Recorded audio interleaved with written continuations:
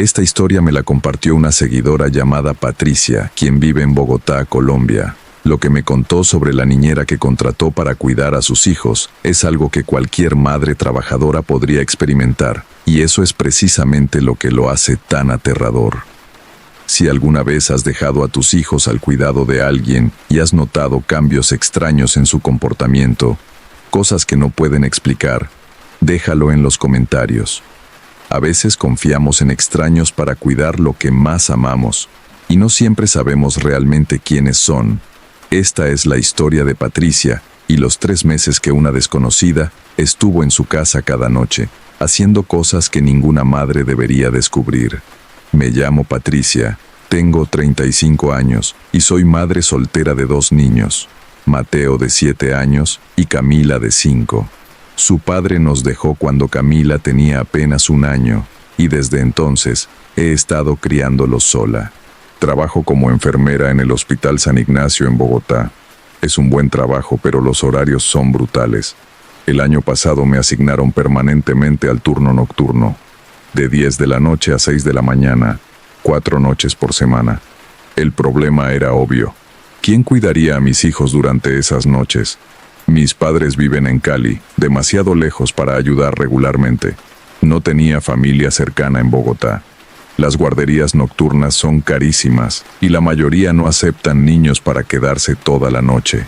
Necesitaba desesperadamente una niñera nocturna, alguien confiable que viniera a mi apartamento a las 9:30 de la noche, se quedara con los niños mientras dormían y se fuera cuando yo regresara a las 6:30 de la mañana. Publiqué anuncios en grupos de Facebook, en páginas de empleos, pedí referencias. Entrevisté a 7 personas durante 2 semanas. Ninguna me convenció. Algunas pedían demasiado dinero, otras no tenían experiencia. Una me dio muy mala espina durante la entrevista.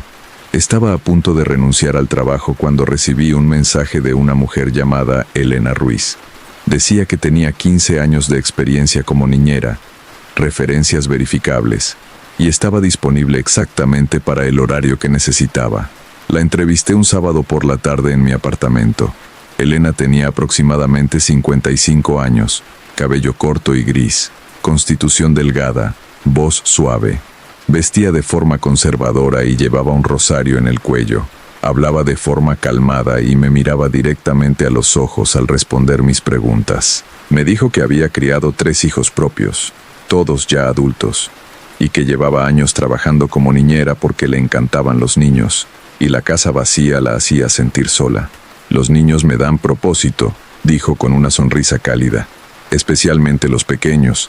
Hay algo tan puro en ellos, ¿verdad? Revisé sus referencias. 3 familias anteriores, todas con comentarios positivos. La llamé a cada una. Todas dijeron que Elena era confiable, cariñosa, excelente con los niños. ¿Por qué ya no trabaja con ustedes?, le pregunté a una de las referencias. Nuestros hijos crecieron y ya no necesitaban niñera, pero si tuviéramos otro bebé, la contrataría inmediatamente. Eso me convenció. Le ofrecí el trabajo a Elena. Ella aceptó. Comenzó la semana siguiente. Los primeros días fueron perfectos. Yo llegaba a casa a las 6:30 de la mañana y encontraba todo en orden. Los niños dormidos en sus camas, la casa limpia. Elena se iba con una sonrisa, diciéndome que todo había estado tranquilo. Mateo y Camila no se quejaban, de hecho, parecían contentos. La señora Elena es simpática, decía Mateo. Nos lee cuentos antes de dormir. Después de 2 semanas, empecé a relajarme. Finalmente había encontrado a alguien confiable. Podía concentrarme en mi trabajo sin preocuparme constantemente por mis hijos. Pero entonces empecé a notar cosas pequeñas. Detalles que al principio ignoré. Los juguetes de los niños aparecían en lugares donde no deberían estar.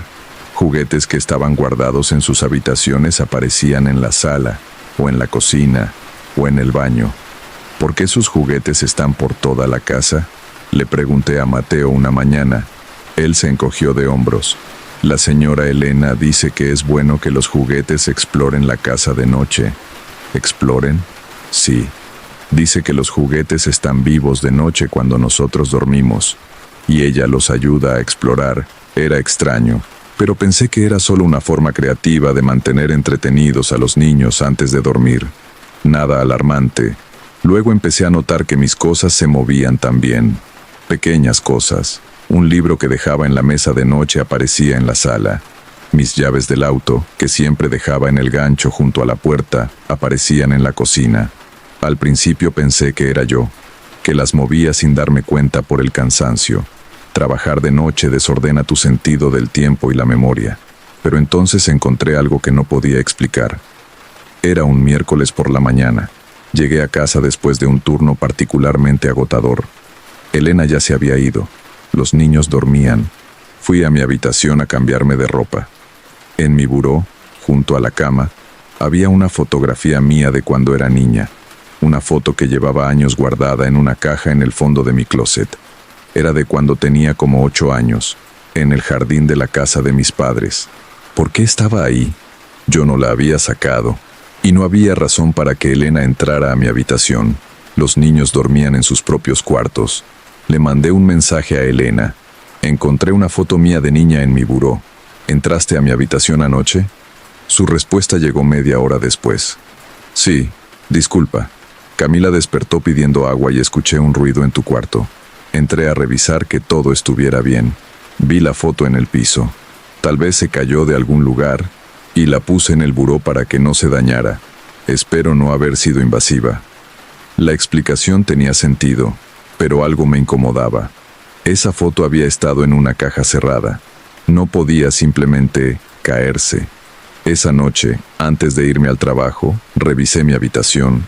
Puse la foto de regreso en la caja, cerré la caja y la puse en el estante superior del closet. También cerré la puerta del closet. A la mañana siguiente, cuando regresé, la foto estaba de nuevo en mi buró. La caja seguía en el estante, cerrada. Pero la foto había sido removida y puesta en el mismo lugar que el día anterior. Esta vez no le escribí a Elena. Decidí instalar una cámara. Compré una cámara de seguridad pequeña, de esas que se conectan por Wi-Fi y puedes ver desde tu teléfono. La instalé en mi habitación, escondida en el estante, apuntando hacia mi cama y el buró. Esa noche desde el hospital observé la transmisión en vivo durante mis descansos. A las 11:30 de la noche, Elena entró a mi habitación, abrió mi closet, sacó la caja, sacó la foto. La observó durante casi 5 minutos, solo mirándola fijamente. Luego la puso cuidadosamente en el buró, guardó la caja y salió de la habitación. Mi corazón latía rápido. ¿Por qué haría eso? ¿Por qué estaba obsesionada con esa foto mía de niña? Decidí confrontarla. A la mañana siguiente, cuando llegué a casa, Elena estaba preparándose para irse. Elena, necesitamos hablar. Claro, ¿pasa algo? ¿Por qué sigues sacando mi foto de niña? Te vi en la cámara anoche. Su expresión no cambió. No pareció sorprendida ni avergonzada. Solo sonrió suavemente. Es una foto hermosa. Eras una niña muy especial. ¿Cómo sabes que era especial? No me conocías de niña. Puedo verlo en la foto. Los niños especiales tienen una luz. Tú la tenías. Tus hijos también la tienen. Elena, con todo respeto, es muy inapropiado que entres a mi habitación y saques mis cosas. Por favor, no vuelvas a hacerlo. Por supuesto, lo siento mucho, no volverá a pasar. Pero sí volvió a pasar. Instalé cámaras en toda la casa, en la sala, en la cocina, en los pasillos, y lo que vi durante las siguientes noches me heló la sangre. Elena no solo entraba a mi habitación, entraba a las habitaciones de los niños mientras dormían, y se quedaba ahí, parada junto a sus camas, mirándolos durante horas. No los tocaba, no hacía nada amenazador, solo se quedaba ahí, completamente inmóvil, observándolos dormir. A veces murmuraba algo que no podía escuchar claramente en las grabaciones. Una noche la vi hacer algo que me hizo querer vomitar. Entró a la habitación de Camila. Se inclinó sobre la cama, muy cerca de la cara de mi hija dormida, y solo se quedó ahí, respirando, su cara a centímetros de la de Camila, durante casi 30 minutos. Iba a despedirla inmediatamente, pero entonces recordé algo que Mateo había mencionado casualmente unos días antes. La señora Elena dice que nos cuida incluso cuando estamos dormidos, que nos protege de las cosas malas. ¿Qué cosas malas? Decidí hablar con mis hijos antes de tomar acción. Mateo, cariño, ¿la señora Elena hace algo raro cuando están dormidos? No sé, estoy dormido. Pero cuando despiertas, ¿notas algo diferente? Él pensó por un momento. A veces despierto y siento que alguien me estaba mirando, pero cuando abro los ojos no hay nadie. ¿Te da miedo? No. La señora Elena dice que ella siempre está cuidándonos, que incluso si no la vemos, ella está ahí. Le hice la misma pregunta a Camila. ¿Te gusta la señora Elena, amor? Sí, es simpática, pero a veces me da un poco de miedo. ¿Por qué te da miedo? Porque a veces cuando me despierto en la noche, ella está parada en la puerta de mi cuarto, solo mirando, y cuando me ve despierta, sonríe y dice, «Vuelve a dormir, mi niña». Y yo vuelvo a dormir. Mi estómago se retorció. Esto era más que raro. Esto era profundamente perturbador. Esa noche decidí no ir al trabajo. Llamé diciendo que estaba enferma. No le avisé a Elena. Quería ver qué hacía cuando pensaba que yo no estaba. Elena llegó a las 9:30 como siempre. Yo estaba escondida en mi habitación con la puerta apenas entreabierta, desde donde podía ver parte del pasillo. Escuché a Elena poner a los niños en la cama alrededor de las 10. Les leyó un cuento, todo normal. Luego escuché sus pasos en el pasillo. Se detuvo frente a la habitación de Mateo. Entró. La puerta se cerró. Esperé 10 minutos. Luego me acerqué silenciosamente y miré por la rendija de la puerta. Elena estaba parada junto a la cama de Mateo, pero no solo mirándolo. Tenía su teléfono en la mano, tomando fotos. Foto tras foto de mi hijo dormido, desde diferentes ángulos. Abrí la puerta de golpe. ¿Qué demonios estás haciendo? Elena se giró, con el teléfono todavía en la mano. No pareció asustada, solo molesta por haber sido interrumpida. Patricia, pensé que estabas trabajando. ¿Por qué estás tomando fotos de mi hijo? Son solo recuerdos. Los niños crecen tan rápido. Quería tener recuerdos. Son mis hijos. No puedes tomar fotos de ellos sin mi permiso. Dame ese teléfono. No. La forma en que dijo no fue escalofriante, firme, final, como si ella tuviera algún derecho sobre mis hijos. Dame el teléfono ahora o llamo a la policía. No vas a hacer eso. ¿Qué? ¿No vas a llamar a la policía porque sabes que soy la única niñera que has encontrado que tus hijos toleran? Porque sabes que necesitas este trabajo, porque sabes que no tienes otras opciones. Su voz era todavía suave, pero había algo debajo, algo frío, algo amenazante. Mateo se despertó con nuestras voces. «Mamá, ¿qué pasa?» «Todo está bien, mi amor. Vuelve a dormir». Elena sonrió. «Sí, Mateo, todo está bien. Tu mamá solo está un poco confundida. Sal de mi casa. Ahora. Como quieras». Elena caminó lentamente hacia la salida, todavía sosteniendo su teléfono. Antes de cruzar la puerta, se giró. «Eres una mala madre. ¿Lo sabías? Dejarlos solos tantas noches. Ellos necesitan a alguien que realmente los cuide, alguien que realmente los ame, alguien como yo». Y se fue. Inmediatamente cerré con llave todas las puertas y ventanas. Revisé a ambos niños. Estaban bien físicamente, asustados por la confrontación, pero bien. No dormí esa noche. Me quedé despierta, vigilando, esperando. ¿Que volviera? A la mañana siguiente fui a la policía. Les mostré los videos de las cámaras, les conté sobre las fotos.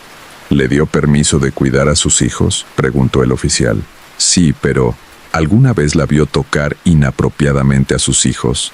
No, pero ¿alguna vez amenazó directamente a usted o a sus hijos? Bueno, no directamente, pero el tono.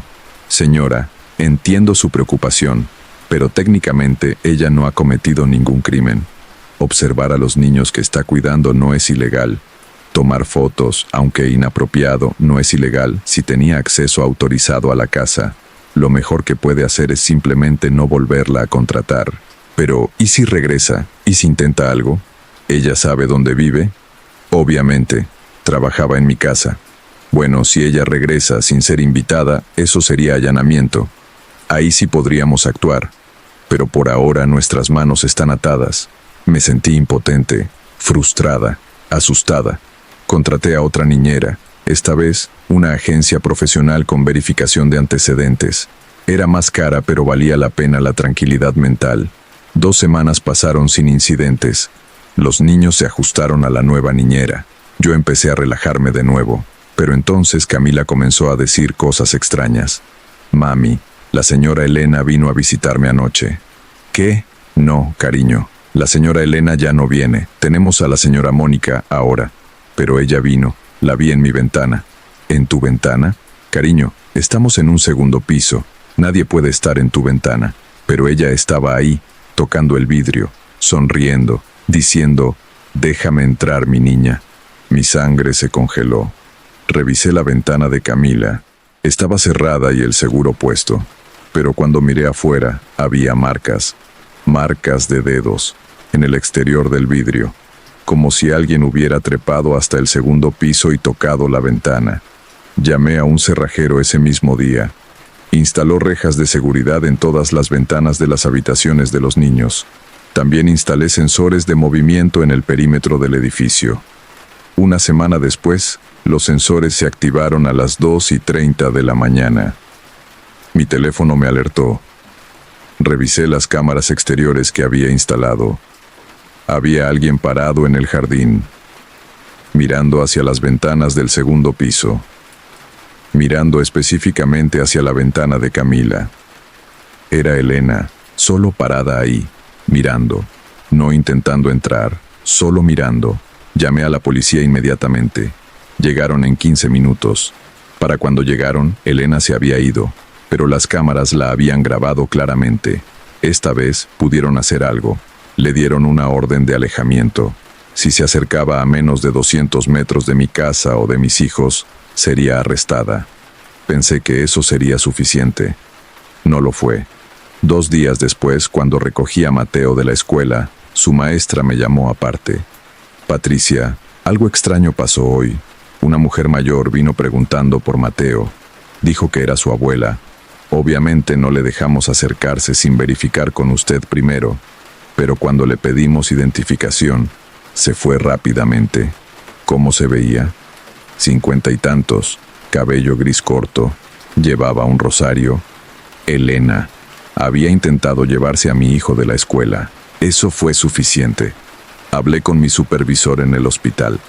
Le expliqué la situación, omitiendo los detalles más perturbadores.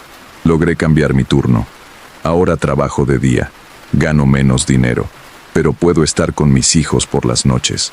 Han pasado 4 meses desde que despedí a Elena. Nos mudamos a un apartamento diferente en un barrio diferente. Los niños cambiaron de escuela. No he vuelto a ver a Elena. Los sensores nunca se han vuelto a activar. Las ventanas permanecen intactas. Pero Camila todavía dice que a veces, cuando está a punto de quedarse dormida, escucha una voz suave afuera de su ventana. Mi niña, déjame entrar. Solo quiero cuidarte. Reviso las cámaras. Nunca hay nadie ahí. Tal vez Camila lo imagina. Tal vez son pesadillas residuales de esa experiencia. O tal vez Elena encontró una forma de llegar a ella que las cámaras no pueden captar. No lo sé, y esa incertidumbre es lo que me mantiene despierta muchas noches, escuchando cada pequeño ruido, verificando cada sombra, asegurándome de que mis hijos estén a salvo, porque aprendí algo aterrador. Cuando invitas a un extraño a tu casa, cuando le das acceso a tus hijos, nunca sabes realmente quiénes son, nunca sabes qué quieren, nunca sabes hasta dónde llegarán, y una vez que se obsesionan, una vez que deciden que tus hijos les pertenecen, es casi imposible hacerlos desistir. Así que si alguna vez contratas a una niñera, investiga más que referencias. Confía en tus instintos. Y si algo se siente mal, aunque sea ligeramente mal, actúa inmediatamente. Porque para cuando las señales se vuelven obvias, puede ser demasiado tarde. Esa fue la experiencia de Patricia. Me dijo que todavía vive con miedo de que Elena aparezca algún día, que los niños van a terapia para procesar todo lo que vivieron. Si alguna vez has tenido que dejar a tus hijos con alguien y después descubriste cosas que te hicieron cuestionar todo, déjalo en los comentarios. La confianza que depositamos en las personas que cuidan a nuestros seres queridos es algo sagrado. Y cuando esa confianza se rompe, Las cicatrices pueden durar años. Cuida a tu familia, verifica siempre y nos vemos en la siguiente historia. Que descanses bien.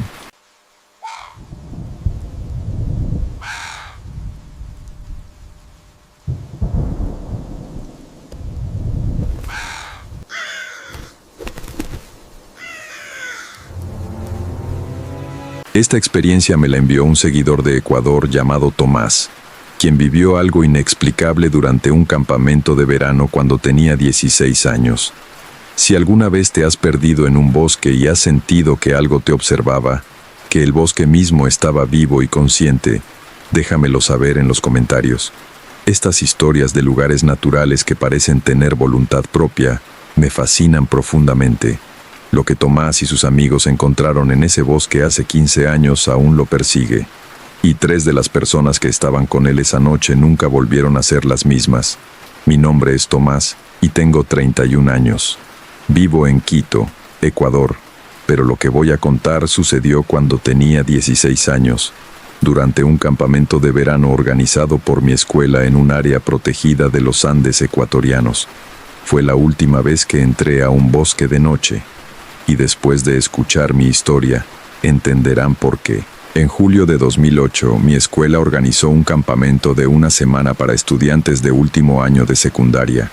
Era un programa de liderazgo y conexión con la naturaleza. Éramos 20 estudiantes más 3 profesores supervisores. El lugar elegido era una reserva natural en las montañas, a unas 3 horas de Quito, con bosque nublado denso, ríos cristalinos y una biodiversidad increíble. Llegamos un lunes por la tarde. Establecimos el campamento en un claro grande rodeado de árboles inmensos cubiertos de musgo y bromelias. Había algo mágico en ese lugar. El aire era fresco y húmedo, olía a tierra y vegetación, y el sonido constante de los pájaros y el agua creaba una sinfonía natural. Los primeros 2 días fueron perfectos. Hicimos caminatas, aprendimos sobre flora y fauna local, hicimos ejercicios de trabajo en equipo. Fue divertido y educativo, nada fuera de lo común. Pero el miércoles por la noche, uno de los profesores, el señor Valdés, nos contó una historia alrededor de la fogata. Era tradición en estos campamentos contar historias de terror para entretener a los estudiantes. El señor Valdés era bueno para estas cosas, sabía cómo crear atmósfera. ¿Saben por qué esta área es reserva protegida?, preguntó mirando las llamas. Oficialmente es por la biodiversidad, por proteger especies en peligro, pero hay otra razón. Una razón que no aparece en ningún documento oficial. Todos nos inclinamos hacia adelante intrigados. El señor Valdés tenía nuestra atención completa. Hace unos 50 años había una comunidad pequeña aquí, no más de 30 familias. Vivían de forma tradicional, en armonía con el bosque, pero algo pasó. Los detalles son confusos, las historias varían. Algunos dicen que fue una epidemia, otros que fue un derrumbe que sepultó el pueblo, y otros... Hizo una pausa dramática. Otros dicen que los niños del pueblo simplemente desaparecieron una noche. Los 20 niños menores de 12 años, todos desaparecieron al mismo tiempo sin dejar rastro. ¿Y qué pasó con ellos?, preguntó mi amiga Daniela con voz temblorosa. Nunca se encontraron. Buscaron durante meses, rastrearon cada centímetro del bosque. Nada. Era como si la tierra se los hubiera tragado. El señor Valdés miró hacia el bosque oscuro que nos rodeaba. Los padres eventualmente abandonaron el pueblo, destrozados por la pérdida. El gobierno declaró el área como reserva protegida y prohibió que la gente viviera aquí, oficialmente para proteger el ecosistema, extraoficialmente para mantener a la gente alejada de lo que fuera que se llevó a esos niños. ¿Crees que algo en el bosque los tomó?, preguntó otro estudiante, Carlos. No sé qué creer, pero los guardabosques que patrullan esta área reportan cosas extrañas. Voces de niños riendo en la noche, figuras pequeñas moviéndose entre los árboles. Y hay una regla no escrita entre los guardias: nunca sigas el sonido de un niño llorando en el bosque. No importa qué tan real suene, no lo sigas. La historia nos dejó inquietos. Algunos estudiantes se rieron, diciendo que era solo un cuento para asustarnos. Otros quedamos perturbados, mirando hacia la oscuridad del bosque que nos rodeaba. Es solo una historia, dijo el profesor Rivera, otro de nuestros supervisores, para mantenerlos entretenidos. No hay nada que temer en el bosque excepto perderse. Por eso tenemos la regla. Nadie sale del campamento de noche sin un profesor. ¿Entendido? Todos asentimos, y esa debió haber sido la última mención del tema. Pero esa noche, alrededor de las 2 de la madrugada, algo nos despertó a varios de nosotros. Era una risa de niño, clara, alegre, como si alguien estuviera jugando. Venía del bosque. Salí de mi carpa y vi que otros también habían salido. Carlos, Daniela, mi amigo Miguel y 2 chicas más, Andrea y Fernanda. Todos mirábamos hacia donde venía el sonido. ¿Escuchan eso?, susurró Daniela. Es solo un animal, dijo Carlos, pero su voz carecía de convicción. Hay monos en estos bosques que hacen sonidos que parecen humanos. Pero esa no era risa de mono, era inequívocamente humana. Y ahora había más de una, varias risas, superpuestas, como si hubiera un grupo de niños jugando en el bosque oscuro. Deberíamos despertar a los profesores, sugirió Andrea. Pero entonces las risas se convirtieron en algo más. Cantos. Voces infantiles cantando una canción que no reconocí. La melodía era extraña, antinatural, con intervalos musicales que sonaban mal, discordantes. Vengan a jugar, cantaban las voces. Vengan a jugar con nosotros, estamos solos. Vengan a jugar. Algo en esas voces era magnético. Sentí un impulso casi irresistible de caminar hacia el bosque, de seguir esas voces. Por la expresión en las caras de mis amigos, ellos sentían lo mismo. No, dije en voz alta, tanto para ellos como para mí mismo. Recuerden lo que dijo el señor Valdés. No sigues voces de niños en el bosque. Pero, ¿y si son niños reales?, dijo Miguel. ¿Y si hay un pueblo cerca y los niños están jugando? A las 2 de la madrugada, en medio de un bosque oscuro, replicó Daniela. No tiene sentido. Pero Miguel ya estaba caminando hacia el borde del campamento. Solo voy a mirar, no voy a ir lejos. Miguel no, le llamé. Pero él ya estaba en la línea de árboles, mirando hacia la oscuridad. Y entonces vimos algo que nos heló la sangre. Luces, pequeñas luces brillantes moviéndose entre los árboles, como luciérnagas pero más grandes, más brillantes. Y entre las luces, sombras, sombras del tamaño de niños, corriendo, jugando, riendo. Vengan, llamaron las voces. Vengan a jugar. Es divertido. Están perdiendo la mejor parte. Miguel dio un paso hacia el bosque, luego otro. ¡Miguel!, grité. Corrí hacia él y lo agarré del brazo. ¿Qué estás haciendo? Él me miró con ojos vidriosos como si estuviera en trance. Tengo que ir. Me están llamando. Puedo escucharlos. Me necesitan. Entre Carlos y yo, logramos jalarlo de vuelta hacia las carpas. Miguel luchó contra nosotros, gritando que lo dejáramos ir, que los niños lo esperaban. El ruido despertó a los profesores. El señor Valdés salió de su carpa y evaluó la situación rápidamente. Vio a Miguel luchando, las luces en el bosque. Escuchó las voces cantando. Su cara palideció. Todos a sus carpas, ahora, y no salgan sin importar que escuchen. Pero las voces, empezó a decir Andrea, no son reales, cortó el señor Valdés con firmeza. O más bien, no son lo que parecen. Entren a sus carpas, cierren las cremalleras, tápense los oídos si es necesario, pero no salgan. Nos metimos a nuestras carpas como nos ordenó. Yo compartía carpa con Carlos y Miguel. Miguel seguía murmurando sobre los niños, sobre cómo tenía que ir a jugar con ellos. Miguel, tienes que resistir, le dije. Sea lo que sea que está ahí afuera, no son niños normales. Recuerda la historia. Pero son tan felices, susurró Miguel. Los puedo sentir, solo quieren amigos. Están tan solos. Las voces continuaron toda la noche, cantando, riendo, llamando. Las luces bailaban entre los árboles, y a veces, muy claramente, podíamos ver las siluetas. Niños, docenas de ellos, jugando en el bosque oscuro como si fuera mediodía. Ninguno de nosotros durmió esa noche. Nos quedamos despiertos, escuchando, resistiendo el impulso de salir. Miguel fue el peor. Tuvo que ser sujetado físicamente varias veces cuando intentaba salir de la carpa. Cuando finalmente amaneció, las voces se detuvieron. Las luces se apagaron. El bosque volvió a ser solo un bosque normal. Los profesores se reunieron con nosotros después del desayuno. Se veían agotados, preocupados. Lo que escucharon anoche, comenzó el señor Valdés, no es la primera vez que pasa. Pasa ocasionalmente en esta área. No sabemos exactamente qué es. Algunos lo llaman fenómeno acústico, ilusiones causadas por condiciones atmosféricas específicas. Otros creen que es algo más. ¿Los niños desaparecidos?, pregunté. ¿Son ellos? No lo sé, pero la regla sigue siendo la misma. No los sigas. La gente que ha seguido esas voces, algunos nunca regresan. Otros regresan pero cambiados, como atrapados en algún tipo de trance del que nunca se recuperan completamente. Deberíamos irnos, dijo el profesor Rivera, empacar y volver a Quito. Pero el señor Valdés negó con la cabeza. Si nos vamos ahora, si dejamos que esto nos asuste, les damos poder. Además, durante el día son completamente inofensivos. Solo son activos de noche. ¿Cómo sabes tanto sobre esto?, preguntó Daniela con sospecha. El señor Valdés dudó. Porque yo estuve en un campamento aquí hace 20 años. Y también escuché las voces. Y vi lo que le pasó a los que la siguieron. Un silencio pesado cayó sobre el grupo.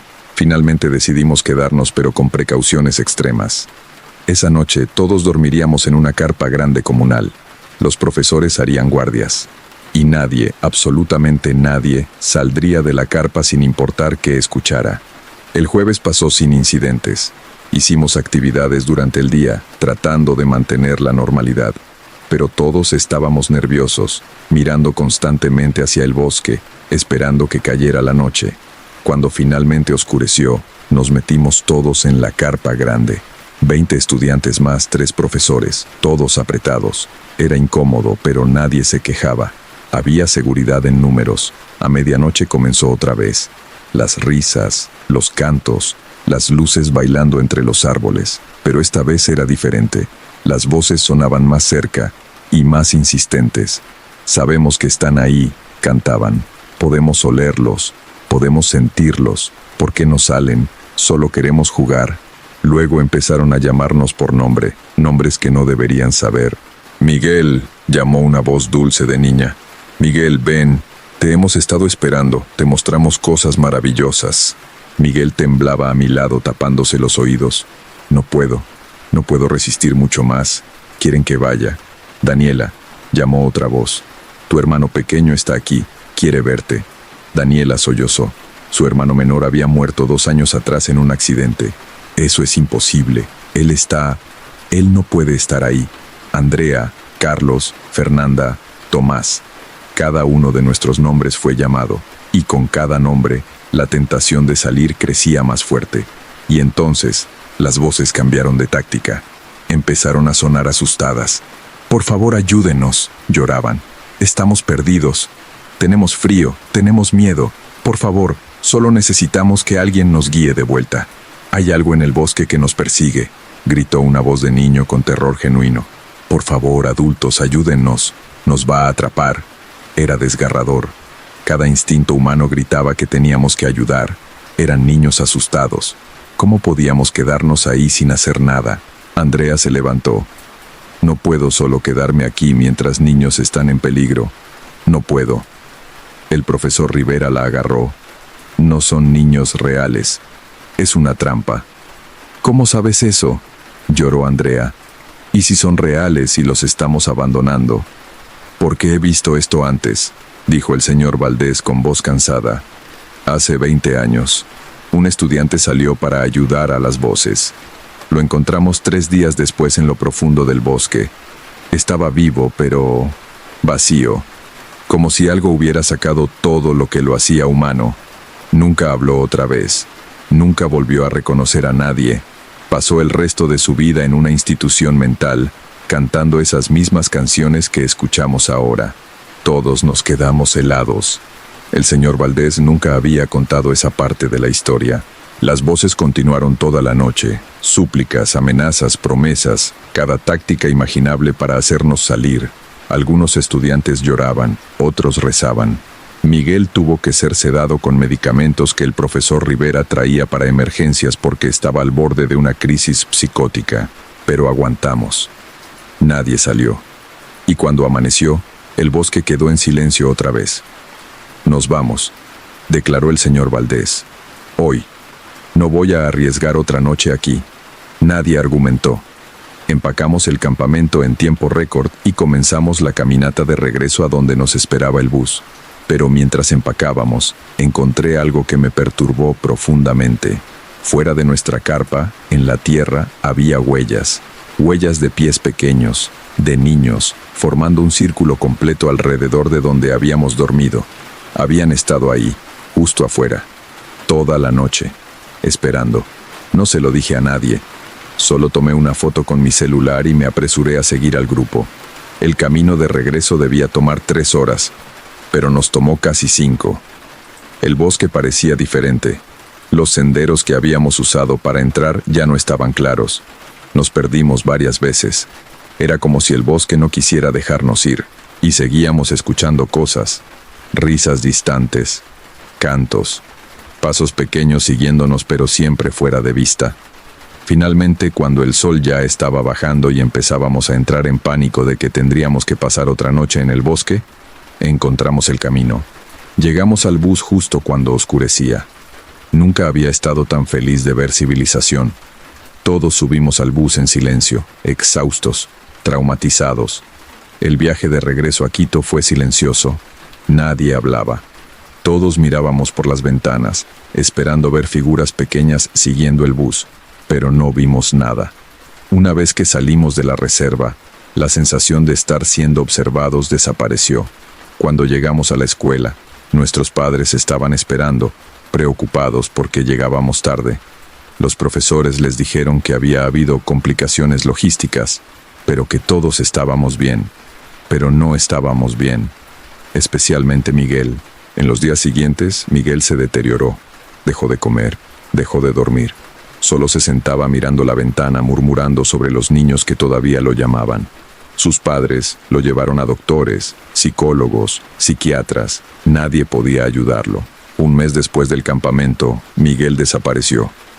Salió de su casa en medio de la noche y nunca regresó. La policía buscó durante semanas. Finalmente encontraron su ropa cerca de la entrada de la misma reserva donde habíamos acampado. Pero él nunca fue encontrado. Yo sabía qué había pasado. Había vuelto. Las voces finalmente lo habían convencido. Había vuelto a jugar con los niños del bosque. Andrea y Fernanda también fueron afectadas. Andrea desarrolló una fobia severa a los espacios abiertos, especialmente áreas con árboles. Fernanda empezó a tener pesadillas constantes sobre niños persiguiéndola. El resto de nosotros cargamos con el trauma de diferentes formas. Daniela se mudó a otra ciudad y cortó contacto con todos los que estuvimos en ese campamento.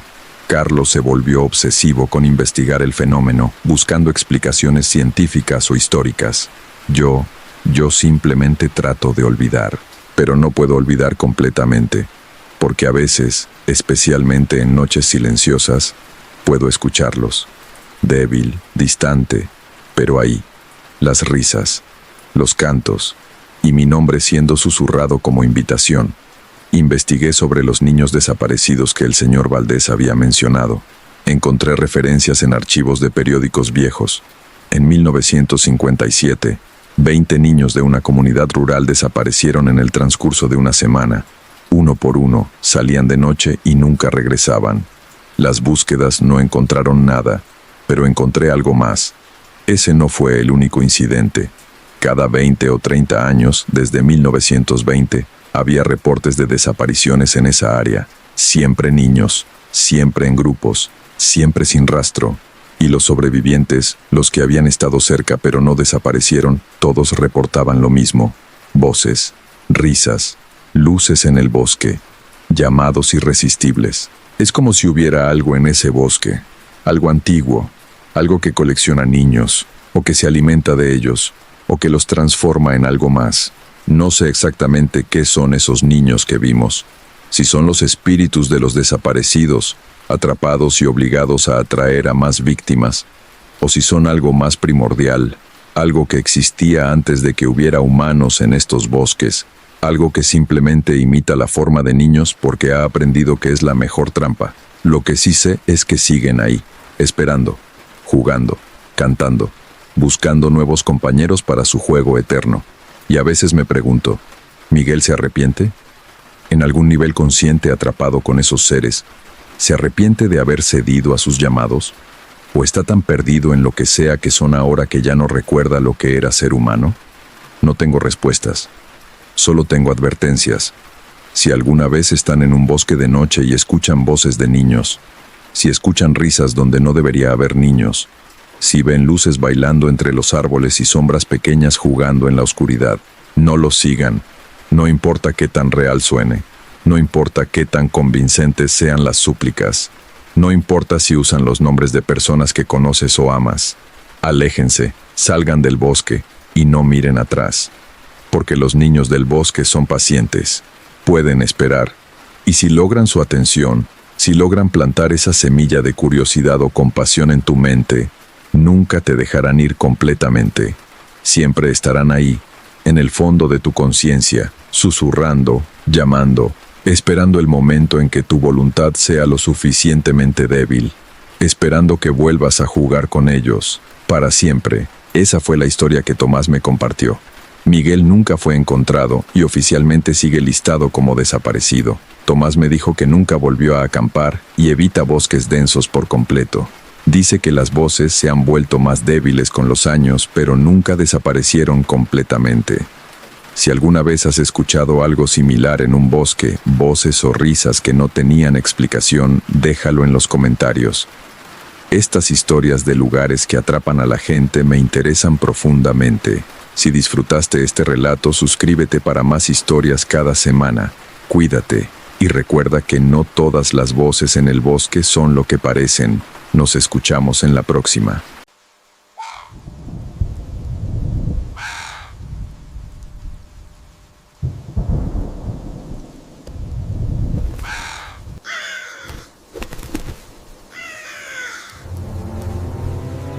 Esta historia me la compartió una oyente llamada Sofía, quien vive en Santiago de Chile. Lo que me contó sobre su vecino del departamento de al lado es algo tan cotidiano al principio que cualquiera podría vivirlo, y precisamente por eso es tan perturbador.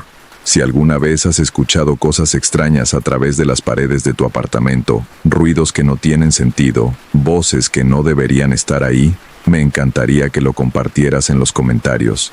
A veces lo más aterrador es lo que sucede justo al otro lado de una pared tan delgada como papel.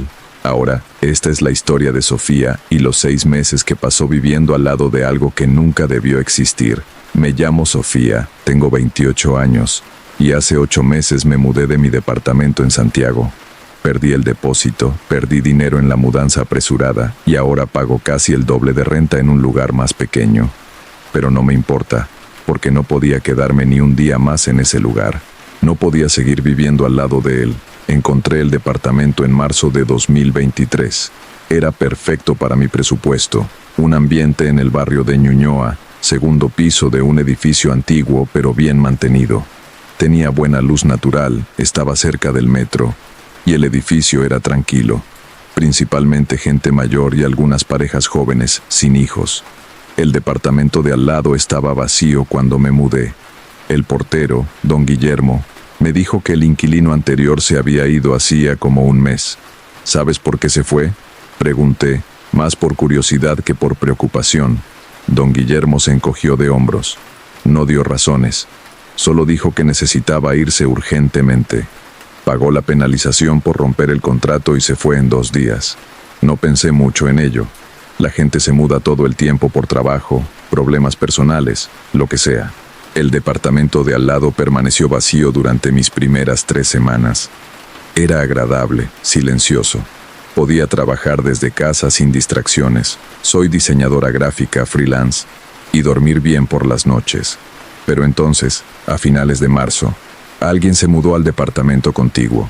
Lo supe porque escuché el ruido de muebles siendo arrastrados, voces de cargadores, lo típico de una mudanza.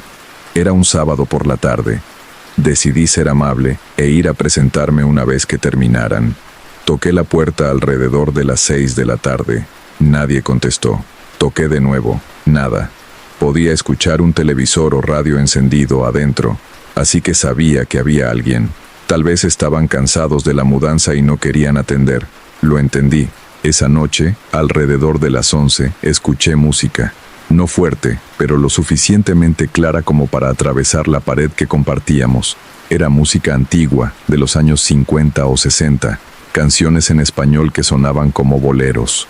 Bien, pensé, mi vecino tiene gustos musicales retro, no es problema. No estaba tan alto como para molestar, pero la música continuó. 11:30, medianoche, 12:30, 1 de la madrugada. A las 2 de la madrugada, finalmente golpeé la pared. Oye, es muy tarde, baja la música. La música se detuvo inmediatamente. Gracias, murmuré, y me volví a dormir. La noche siguiente, domingo, la música comenzó de nuevo. Misma hora, 11 de la noche, mismas canciones antiguas. Y continuó hasta las 2 de la madrugada cuando volví a golpear la pared. Esto se convirtió en un patrón. Cada noche, 11 de la noche hasta las 2 de la madrugada, siempre la misma música, siempre se detenía cuando yo golpeaba la pared. Después de una semana de esto, decidí confrontar a mi vecino directamente. Toqué su puerta un martes por la tarde. Esta vez, alguien contestó. La puerta se abrió apenas una rendija. Pude ver parte de una cara, un hombre, tal vez de 40 y tantos años, con barba descuidada y ojos cansados. Sí, su voz era ronca, como si acabara de despertar. Hola, soy Sofía. Vivo en el departamento de al lado. Solo quería presentarme y también, bueno, la música por las noches es un poco fuerte. ¿Podrías bajarle el volumen después de las 11? Él me miró fijamente durante unos segundos sin parpadear. No pongo música, dijo finalmente. ¿Qué? Sí pones música, todas las noches, canciones antiguas, boleros. No pongo música, nunca pongo música. Pero yo la escucho claramente a través de la pared. No soy yo, dijo, y cerró la puerta en mi cara. Me quedé ahí parada, confundida y molesta. ¿Por qué mentir sobre algo tan obvio? Esa noche, a las 11 en punto, la música comenzó de nuevo. Esta vez presté más atención. Definitivamente venía del departamento de al lado. Podía escucharla más fuerte cuando ponía mi oído contra la pared compartida. Pero había algo más. Entre las canciones podía escuchar voces, como si hubiera gente conversando. Una voz masculina y una femenina, hablando en tonos bajos, ocasionalmente riendo. ¿Mi vecino tenía visitas? ¿Por eso negó poner música? ¿Estaba avergonzado de tener fiestas nocturnas? A las 2 de la madrugada, golpeé la pared más fuerte de lo usual. La música se detuvo, pero las voces continuaron. Ahora sonaban diferentes. Ya no conversaban, sonaban como si estuvieran discutiendo. La voz femenina se elevaba, alterada. La masculina respondía en tonos duros, y entonces escuché algo que hizo que mi piel se erizara.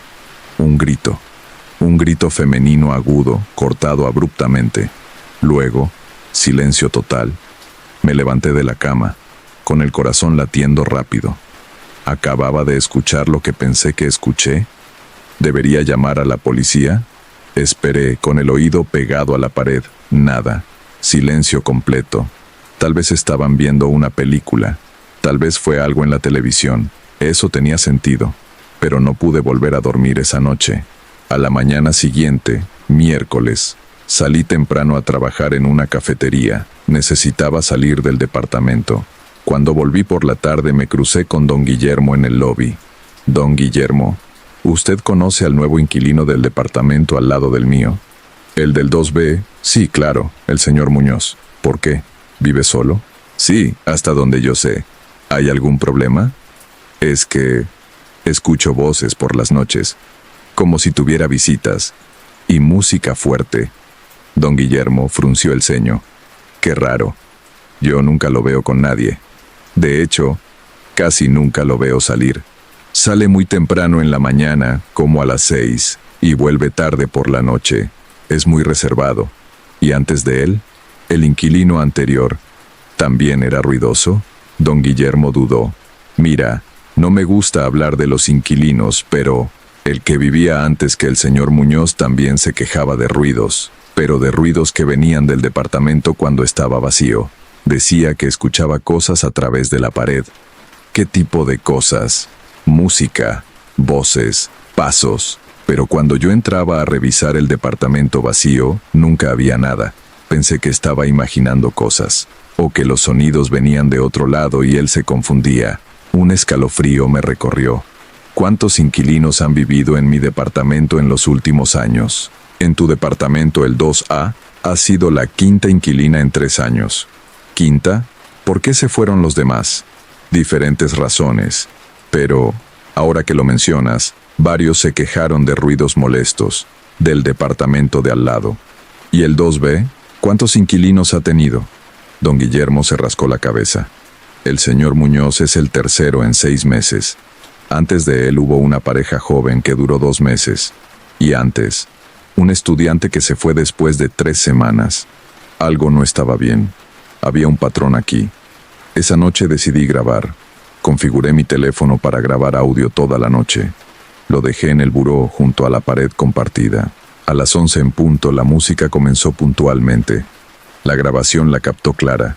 Canciones antiguas en español, boleros, como había pensado, y las voces. La grabación las captó también.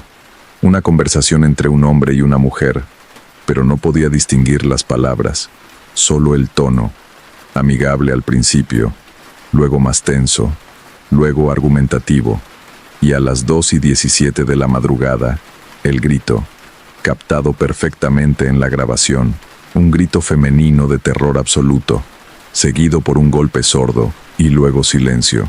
A la mañana siguiente, tomé la grabación y fui directamente a la policía. El carabinero que me atendió escuchó la grabación con expresión seria. ¿Y dice que esto viene del departamento de su vecino? Sí, todas las noches.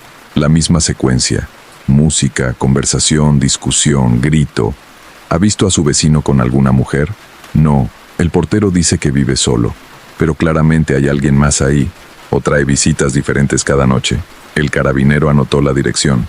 Vamos a hacer una visita de bienestar, solo para verificar que todo esté bien. Volví a mi departamento con una mezcla de alivio y ansiedad. Finalmente alguien iba a investigar. Esa tarde, 2 carabineros llegaron al edificio. Yo observaba desde la mirilla de mi puerta mientras tocaban al 2B. Mi vecino, el señor Muñoz, abrió la puerta. Los carabineros hablaron con él. No podía escuchar la conversación, pero vi que lo dejaban entrar al departamento. Estuvieron adentro unos 15 minutos. Cuando salieron pasaron por mi puerta. Toqué y salí a hablar con ellos. ¿Y? ¿Encontraron algo? Uno de los carabineros negó con la cabeza. El señor Muñoz vive solo. No hay nadie más en el departamento. No hay señales de violencia o problemas. Dice que no pone música por las noches porque se acuesta temprano por su trabajo. Pero yo tengo la grabación. La escuchamos, pero el departamento está vacío excepto por él, y él niega ser la fuente del ruido. Entonces, ¿de dónde viene? El otro carabinero se encogió de hombros. Podría ser de otro departamento. El sonido viaja de formas raras en edificios antiguos. Podría parecer que viene de al lado cuando en realidad viene de arriba, abajo o al otro extremo del edificio. Pero está tan claro, viene de justo al otro lado de esa pared. Señorita, investigamos y no encontramos evidencia de ningún crimen o disturbio. Si el ruido continúa, puede hacer una queja formal con la administración del edificio. Pero no hay nada más que podamos hacer. Se fueron. Yo me quedé frustrada y confundida. Esa noche, puse mi oído directamente contra la pared a las 11 en punto. La música comenzó. Pero esta vez hice algo diferente. Salí de mi departamento y fui al pasillo. Puse mi oído contra la puerta del 2B. No se escuchaba nada. Ninguna música. Ninguna voz. Silencio completo. Pero cuando volví a mi departamento y puse el oído contra la pared compartida, ahí estaba. Clara como el agua. La música. Las voces. ¿Cómo era posible? Decidí hacer un experimento. Configuré mi teléfono para grabar en mi departamento. Y le pedí prestado el teléfono a una amiga para grabar simultáneamente en el pasillo, afuera del 2B. A las 11 de la noche, ambos teléfonos estaban grabando. A la mañana siguiente, revisé ambas grabaciones. La grabación de mi departamento captó todo: música, voces, el grito a las 2:17 de la mañana. La grabación del pasillo no captó nada, solo silencio, ocasionales sonidos de tuberías, nada más. Los sonidos solo existían dentro de mi departamento. Solo podían ser escuchados desde mi lado de la pared. Eso no tenía ningún sentido físico. Comencé a investigar la historia del edificio. Fue construido en 1962. Ha tenido varios dueños a lo largo de las décadas. La mayoría de los registros eran difíciles de conseguir, pero encontré algo en los archivos de periódicos de la Biblioteca Nacional. En 1968 hubo un asesinato en ese edificio. Una mujer joven de 24 años, llamada Alicia Ramírez, fue asesinada por su novio en uno de los departamentos. Él la había estrangulado durante una discusión. La mató alrededor de las 2 de la madrugada. Los vecinos escucharon gritos, pero pensaron que era solo una pelea de pareja y no intervinieron. El novio fue arrestado, condenado. Murió en prisión años después. El artículo no especificaba qué departamento exactamente. Solo decía segundo piso, unidad B, 2B. El departamento del señor Muñoz. Sentí que todo mi cuerpo se enfriaba. ¿Era posible? Estaba escuchando un eco del pasado, una grabación residual de aquella noche horrible de 1968. Pero eso no explicaba por qué solo yo lo escuchaba. ¿Por qué solo desde mi departamento? ¿Por qué el señor Muñoz, que vivía exactamente donde sucedió, no escuchaba nada? Esa noche decidí hacer algo estúpido. A las 2:15 de la mañana, cuando sabía que la escena estaba por llegar a su clímax, salí de mi departamento y toqué fuerte la puerta del 2B. Escuché pasos apresurados dentro. La puerta se abrió. El señor Muñoz estaba en pijama, con los ojos adormilados y confundidos. ¿Qué pasa? ¿Por qué toca a esta hora? ¿No lo escucha?, dije casi gritando. La música, las voces, están discutiendo ahora mismo. Él me miró como si estuviera loca. No hay música, no hay voces, solo usted, gritando en mi puerta a las 2 de la mañana. Déjeme entrar, déjeme pasar y se lo muestro. Definitivamente no. Váyase o llamo a la policía. Y cerró la puerta. Puse mi oído contra su puerta. Silencio total. Volví a mi departamento. Puse el oído contra la pared. Las voces estaban ahí, gritando ahora, discutiendo violentamente. Y entonces, el grito, el golpe, el silencio. Pero solo yo podía escucharlo. Los siguientes días fueron un infierno. No podía dormir. La falta de sueño me estaba afectando. Cometía errores en mi trabajo. Me veía demacrada. Y entonces, una noche, algo cambió. Era viernes, las 11 de la noche. La música comenzó como siempre, pero esta vez, después de unos minutos, escuché algo nuevo. La voz femenina, muy clara, diciendo mi nombre. Sofía. Me congelé. Sofía, ¿puedes escucharme? Esto nunca había pasado antes. Siempre era solo la misma conversación, la misma discusión, la misma secuencia. Nunca me había hablado directamente. Alicia, susurré. Eres Alicia Ramírez. Finalmente sabes mi nombre. He estado tratando de llegar a ti. Eres la primera que realmente escucha. ¿Qué quieres? Necesito que sepas la verdad. Sobre lo que pasó. Sobre lo que sigue pasando. ¿Qué verdad? Él no se fue. Después de matarme. Después de ir a prisión. Después de morir. No se fue. Todavía está aquí. En este departamento.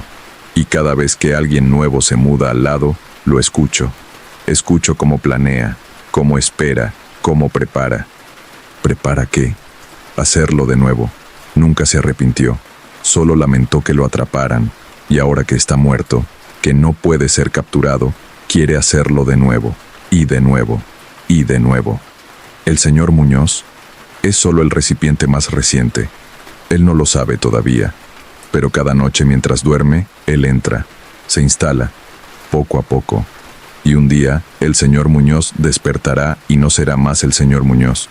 Será él, Roberto, mi asesino, y buscará a alguien nuevo. ¿Por qué me estás diciendo esto? Porque eres la siguiente. Te he visto. Cómo te mira cuando sales. Cómo encuentra excusas para estar en el pasillo cuando tú estás. Ya te eligió. Solo está esperando el momento correcto. Mi sangre se heló. Recordé las pocas veces que me había cruzado con el señor Muñoz en el pasillo, cómo sus ojos me seguían un segundo más de lo normal, cómo a veces lo sentía mirando por su mirilla cuando yo salía. Tienes que irte, ahora, esta noche, no esperes. Una vez que esté completamente instalado, será demasiado tarde, y nadie te creerá, como nadie me creyó cuando pedí ayuda antes de que me matara. ¿Cómo puedo ayudarte? ¿Cómo puedo liberarte? No puedes. Yo estoy atrapada aquí, condenada a revivir mi muerte cada noche. Pero tú puedes salvarte. Vete. Vete ahora. La voz se desvaneció. La música continuó unos minutos más y luego se detuvo. No esperé hasta la mañana. Empaqué una maleta con lo esencial esa misma noche. A las 4 de la madrugada salí del departamento silenciosamente. Mientras cerraba mi puerta con llave, escuché algo que confirmó cada palabra de Alicia. La puerta del 2B se abrió lentamente. El señor Muñoz, o lo que fuera que ahora habitaba en él, estaba parado en su umbral. Pero no era el mismo hombre. Algo en su postura, en sus ojos, era diferente. ¿A dónde vas, Sofía? Su voz era diferente también, más profunda, más fría. No respondí. Solo corrí hacia las escaleras. Me quedé en un hotel esa noche.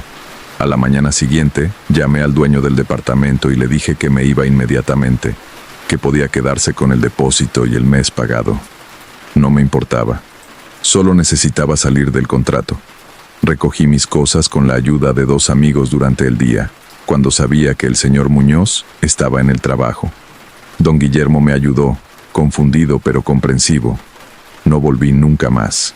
2 meses después me enteré por don Guillermo, a quien le había dado mi número, que el señor Muñoz había sido arrestado. Una mujer joven del edificio lo había denunciado por acecho. Habían encontrado fotos de ella en su departamento, fotos tomadas sin su conocimiento. La investigación reveló que tenía antecedentes, acusaciones previas de acoso, nada que hubiera llegado a condena, pero un patrón claro. La mujer tuvo suerte, lo denunció a tiempo. Don Guillermo también me dijo que mi antiguo departamento, el 2A, seguía vacío. Nadie había durado más de 2 semanas desde que me fui. Todos se quejaban de lo mismo, ruidos, voces, música por las noches. Y todos eventualmente eran acechados por el inquilino del 2B, porque Roberto sigue ahí, buscando, esperando, usando a cualquier alma lo suficientemente desafortunada como para mudarse al 2B como su vehículo. Y Alicia sigue atrapada, condenada a revivir su asesinato cada noche, tratando desesperadamente de advertir a las nuevas inquilinas antes de que sea demasiado tarde. A veces funciona. A veces, como conmigo, escuchan a tiempo.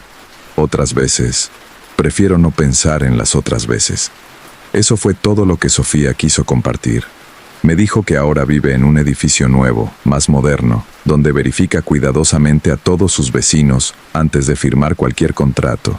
Si alguna vez has vivido en un lugar donde sentiste que algo estaba tratando de advertirte, donde los sonidos que escuchabas eran mensajes desesperados, déjalo en los comentarios. A veces las víctimas del pasado intentan proteger a las del futuro, y a veces, escuchar esas advertencias puede salvarte la vida. Cuídate mucho, verifica siempre a tus vecinos y nos vemos en la siguiente historia.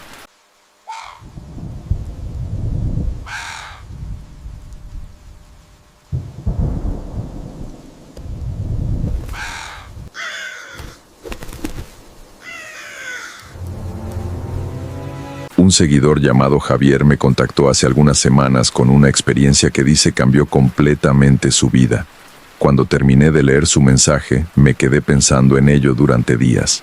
Si tienes algo similar que compartir, te invito a que me lo cuentes en los comentarios o me lo envíes directamente. Ahora, permíteme llevarte al verano de 2019, cuando Javier heredó una vieja finca en las montañas y descubrió que algunas tradiciones ancestrales existen por una razón. Lo que está a punto de escuchar es perturbador, así que prepárate. Nunca debí haber derribado ese altar. Pero en ese momento, parecía la decisión correcta, parecía lógica. Yo era un hombre de ciudad, educado, con 2 maestrías y una carrera exitosa como arquitecto. No creía en supersticiones, no creía en maldiciones, no creía en nada que no pudiera ser explicado por la ciencia o la razón. Ahora sé mejor. Ahora sé que hay cosas en este mundo que la razón no puede tocar, fuerzas que la ciencia no puede medir, y deudas que deben ser pagadas sin importar cuánto tiempo haya pasado. Todo comenzó cuando mi tío abuelo Mauricio murió. Tenía 93 años y había vivido toda su vida en una finca en las montañas de Oaxaca, en México. Yo apenas lo conocía. Tal vez lo había visto 3 veces en mi vida, siempre en reuniones familiares donde él se quedaba en un rincón, callado, observando a todos con esos ojos oscuros que parecían saber cosas que los demás no sabíamos. Para mi sorpresa, me dejó la finca en su testamento. Era el único varón de la familia sin hijos, explicaba el documento, y por alguna razón consideraba que yo era el indicado para heredar la propiedad. Mi madre me advirtió que rechazara la herencia. «Esa finca tiene historia, Javier», me dijo por teléfono, su voz cargada de una preocupación que no entendía. «Tu tío Mauricio vivió ahí solo durante 70 años. 70 años sin casarse, sin tener familia propia. Hay razones para eso». «¿Qué tipo de razones?», pregunté, medio divertido. Hubo un silencio largo. «Cosas de las que no se habla, cosas que tu tío entendía y respetaba. Si aceptas esa propiedad, prométeme que no cambiarás nada, especialmente el altar». «¿Qué altar?». «Lo sabrás cuando lo veas. Prométemelo, Javier». Le prometí, aunque no tenía ni idea de qué estaba hablando. Pensé que eran solo supersticiones de pueblo, historias viejas sin fundamento. ¿Cómo me equivoqué? Viajé a Oaxaca en julio. La finca estaba a 3 horas de la ciudad más cercana, al final de un camino de terracería que serpenteaba entre montañas cubiertas de pinos y robles. Era un lugar hermoso, debo admitir. 50 hectáreas de tierra fértil con un río que la atravesaba, rodeada de bosque virgen que se extendía hasta donde alcanzaba la vista. La casa principal era una construcción colonial de 2 pisos con paredes gruesas de adobe y un techo de tejas rojas. Había sido bien mantenida, considerando la edad de mi tío abuelo. Las habitaciones olían a madera vieja y hierbas secas. Muebles antiguos cubiertos con sábanas blancas llenaban los espacios como fantasmas silenciosos. Pasé el primer día explorando. Había establos vacíos, un granero lleno de herramientas oxidadas, un huerto invadido por la maleza. Todo hablaba de una época pasada, de una forma de vida que ya casi no existía. Vi potencial. Con algo de inversión, podría convertir esto en un hotel boutique, un retiro ecológico para turistas cansados de la ciudad. Ya estaba haciendo cálculos mentales sobre costos y ganancias. Encontré el altar al atardecer del segundo día. Estaba en un claro del bosque, a unos 200 metros detrás de la casa. Un sendero apenas visible entre los árboles conducía hasta él. Era una estructura extraña, una plataforma de piedra de aproximadamente 2 metros de altura, con escalones tallados que conducían a la cima. En la superficie superior había un pequeño altar hecho de piedras apiladas, ennegrecidas por el hollín de incontables fuegos. Alrededor del altar había objetos curiosos: velas consumidas hasta su base, platos con comida podrida, tortillas mohosas, frutas descompuestas, lo que parecían ser restos de carne, botellas vacías de mezcal, flores marchitas y muñecos. Decenas de pequeños muñecos hechos de tela y paja, algunos tan viejos que se deshacían al tacto. Había algo profundamente perturbador en ese lugar. A pesar del calor del verano, sentí frío al acercarme. Los pájaros no cantaban cerca del claro. El aire se sentía espeso, cargado de algo que no podía identificar, pero que hacía que mi piel se erizara. En la base de la plataforma, tallada en la piedra con letras casi borradas por el tiempo, había una inscripción en español antiguo. Me agaché para leerla. «Aquí mora el guardián. Se alimenta de lo ofrecido. Se calma con la ofrenda. Quien rompa el pacto, pagará con sangre». Me reí nerviosamente. Era obviamente algún tipo de sitio ceremonial indígena, probablemente prehispánico. Mi tío abuelo, en su vejez y soledad, había mantenido viva alguna tradición ancestral, dejando ofrendas como lo habrían hecho sus antepasados. Era antropológicamente interesante, supongo, pero no era algo que yo fuera a continuar. La decisión de destruirlo vino de forma natural.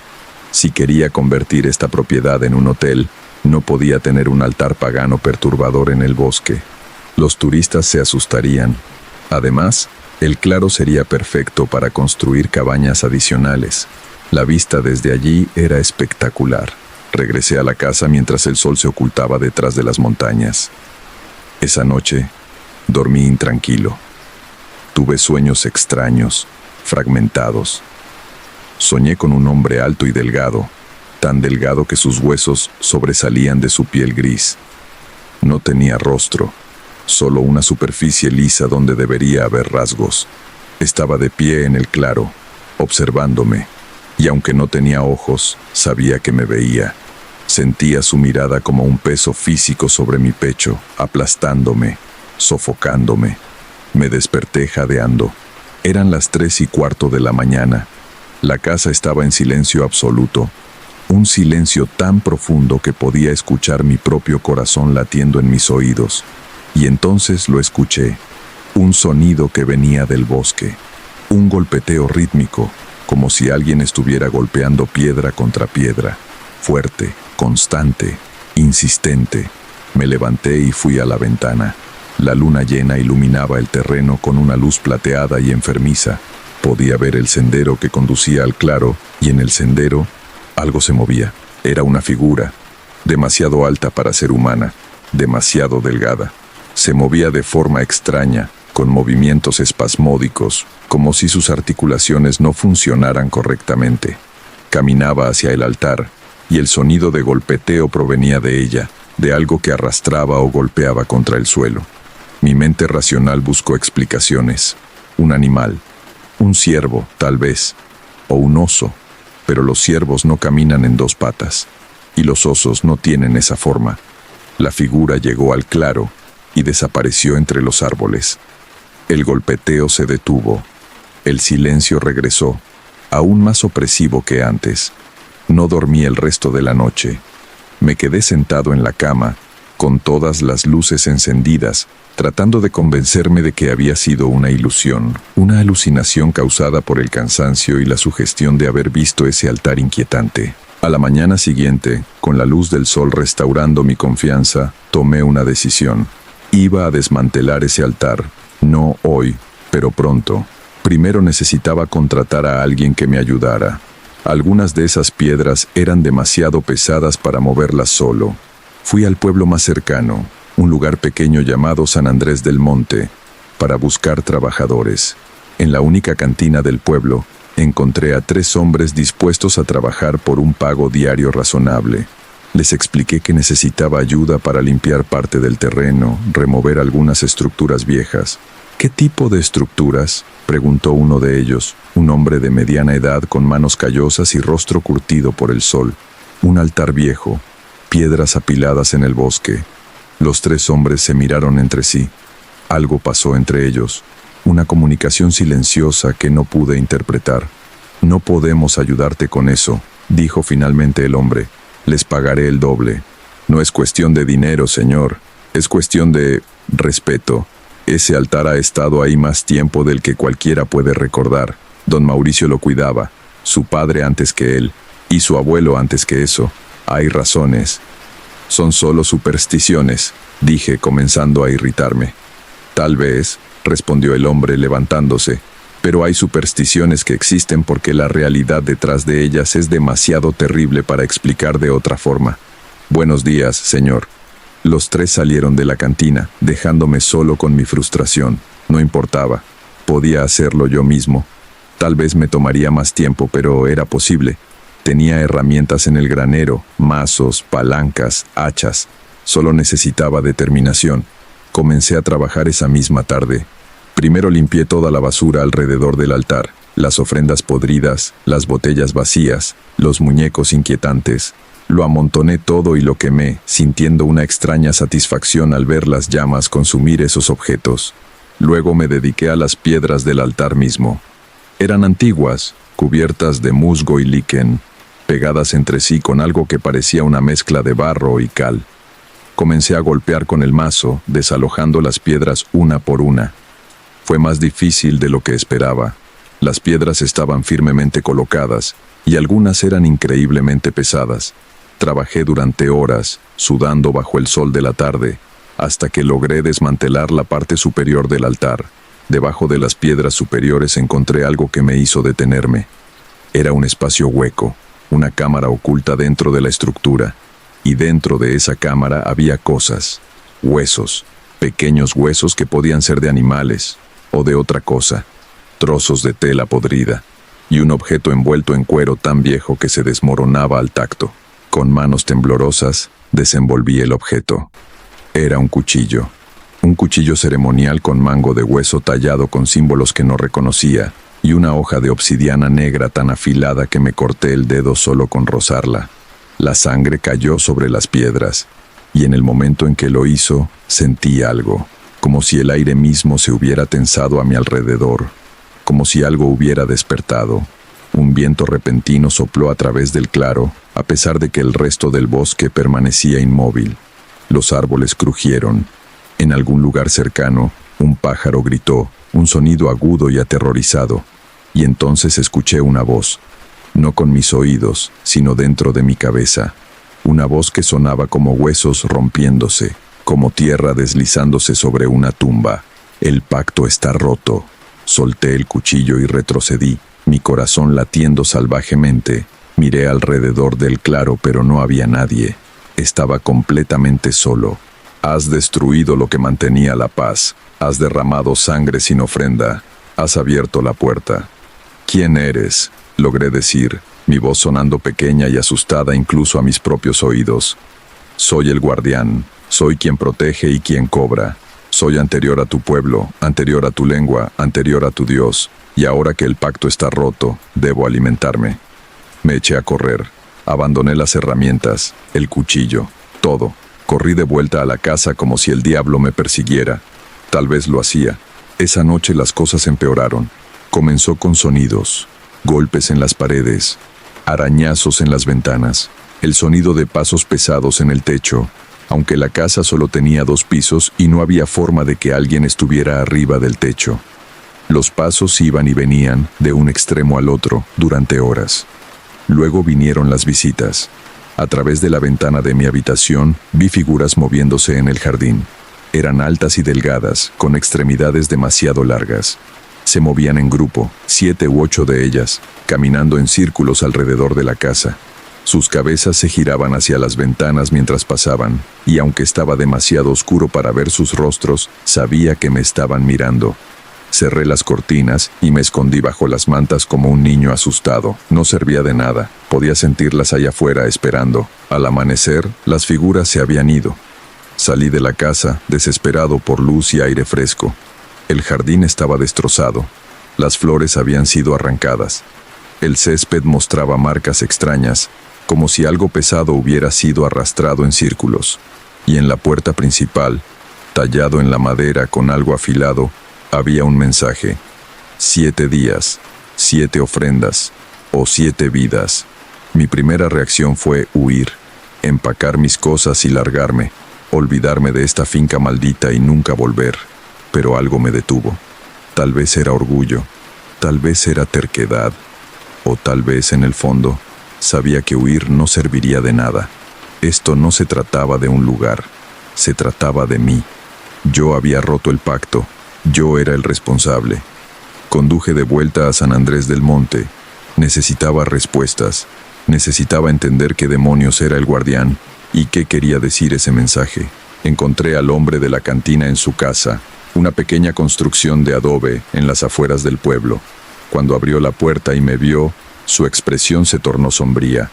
«Lo hiciste, ¿verdad? Destruiste el altar». No negué. «Necesito saber qué es. Necesito saber cómo detenerlo». Él suspiró y me invitó a pasar. Su esposa nos sirvió café mientras él me contaba la historia. El guardián era antiguo, más antiguo que los aztecas, más antiguo que cualquier civilización conocida. Era una entidad que había vivido en esas montañas desde tiempos inmemoriales, alimentándose de... Bueno, nadie estaba realmente seguro de qué se alimentaba. Vida, tal vez. Energía. Sangre. Los pueblos antiguos aprendieron a apaciguarlo. Construyeron el altar y establecieron un pacto, ofrendas regulares a cambio de protección. Mientras se mantuvieran las ofrendas, el guardián protegía la tierra. Los cultivos crecían, los animales prosperaban, las enfermedades se mantenían a raya. Pero si las ofrendas se detenían, si el pacto se rompía, el guardián cobraría su deuda de otra forma. ¿Qué tipo de ofrendas?, pregunté, aunque parte de mí ya conocía la respuesta. Al principio, hace siglos, eran vidas, sacrificios humanos, pero con el tiempo, los antiguos aprendieron que podían satisfacerlo con sustitutos, animales, comida, sangre de cortes superficiales, siempre y cuando se mantuviera el ritmo, siempre y cuando se cumpliera la promesa. El mensaje dice 7 días, 7 ofrendas. El hombre asintió gravemente. Tienes que restaurar el altar. Tienes que ofrecer 7 ofrendas en 7 días consecutivos, empezando esta noche. Si no lo haces, dejó la frase inconclusa. ¿Qué pasará si no lo hago? Tomará 7 vidas, comenzando por la tuya y extendiéndose a tu familia. 1 por cada día que pase sin ofrenda. Así es como funciona el pacto. 7 por 7. Equilibrio.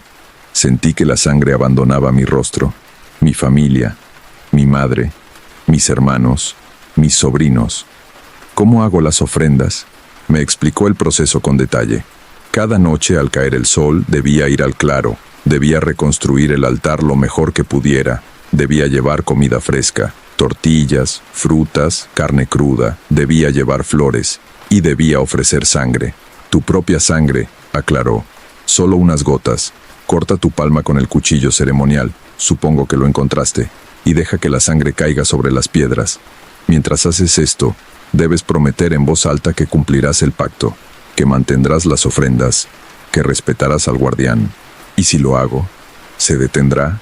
Si cumples las 7 ofrendas sin fallar ni una sola noche, el pacto se renovará. Pero tienes que entender, Javier, una vez que comienzas, no puedes parar. Nunca.